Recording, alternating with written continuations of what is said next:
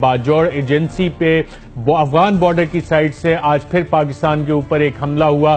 दहशतगर्दों ने हमला करने की कोशिश की और पाकिस्तान के दो बहादुर बेटे पाकिस्तान की सरहद पे दिफा करते हुए, हमारी सरहदों का दहशतगर्दी से बचाते हुए पाकिस्तान को शहीद हो गए। कैप्टन जुनैद हफीज और सिपाही रहम वहां पे शहीद हुए। सवाल यह आता है और इस हवाले से DGISPR ने जो ट्वीट्स की वो इंतहाई अहम है कि पाकिस्तान तो अपने हिस्से की कुर्बानियां भी दे रहा है। आज दो और शहादतें होगी जो अफगानिस्तान की साइड पे अनगवर्नड एरियाज हैं, जो अफगानिस्तान की साइड पे दहशतगर्द हैं, उनका हिसाब किताब कौन लेगा। जहां पे इंटरनेशनल फोर्सेस भी बैठी थी, अफगान गवर्नमेंट के जो गैप्स हैं वो कैसे पुर होंगे। इस हवाले से ये वो सवाल है जो कि पाकिस्तान तो अपने हिस्से का काम कर चुका, बाढ़ भी वहां पे आपने लगा दी, एरियाज भी आपने क्लियर कर दिए, चेक पोस्टें भी आपने बना दी, लेकिन अफगानिस्तान की साइड पे इस इलाके में दहशतगर्द दंदनाते फिरते हैं। वहां पे डू मोर कौन करेगा? अमेरिका डू मोर करेगा, अफगानिस्तान करेगा, या बाकी जो इत्तेहादी अफवाज वहां पे इतना अरसा रही अपनी नाकामी तस्लीम करके अब पाकिस्तान को कहेंगे जनाब आए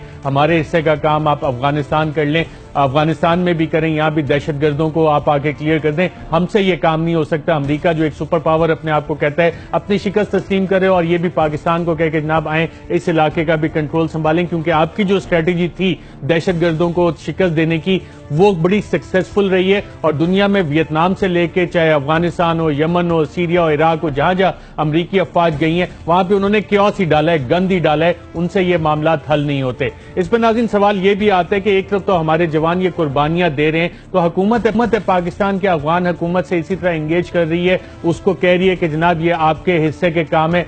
लेकिन जब हम हुकूमत पाकिस्तान की तरफ देखते हैं तो वजीर खारजा का बुनियादी तौर पर यह काम होता है। वजीर खारजा हमें नजर आते हैं कि वो अपने इकामे का दिफा कर रहे हैं। आज भी इस्लामाबाद हाई कोर्ट में उनके पिटीशन इस हवाले से लगी हुई थी और उनकी तरफ से जवाब जमा करवाया गया और कहा गया कि ना मेरा एक राइट ऑफ अपील होता है, शायद वो हक उससे मुझे महरूम कर दिया गया। बहरहाल ये इकामे का उनका केस चल रहा है। हमारे वजीर खारजा हैं जो कि उनको ये काम करने चाहिए, वो अपना दिफा यहाँ पे इस हवाले से कर रहे हैं। इसी तरह बाकी वजारतों का हाल देख लें तो वहां भी आपको हालात कुछ इसी तरह के नजर आते हैं। वजीर खजाना है हमारे इसहाक डार साहब, वो आजकल मफरूर का लफ्ज अभी इस्तेमाल किया जा सकता है या नहीं किया जा सकता। बहरहाल अल्लाह कहते हैं कि वो उनकी सेहत सही नहीं है, लंदन में इलाज करवा रहे हैं। और आज काउंसिल ऑफ कॉमन इंटरेस्ट का जब इजलास होना था तो बाकायदा तौर पर नोटिफिकेशन जारी करके वजीर दाखिला एहसन इकबाल को उसमें शामिल किया गया। जब वजीर दाखिला एहसन इकबाल, उनका भी गालिबन एक इकामा सामने आया था, तो इस इकामा के ऊपर हुकूमत चल रही है, कोई बीमार बैठा है,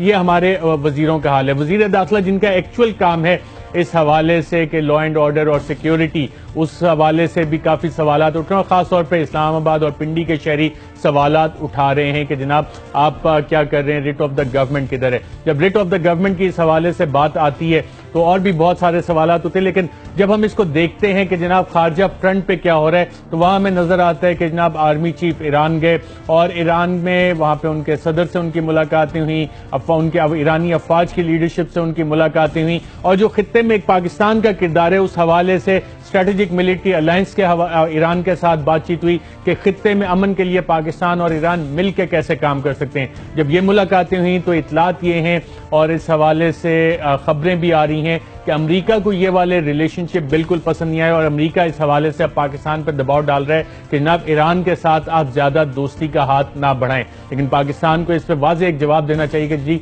ईरान और पाकिस्तान के बहुत पुराने ताल्लुकात हैं, हमारा नेबर है और इस खित्ते में अगर अमन कायम करना है तो पाकिस्तान और ईरान मिलकर ही काम कर सकते हैं।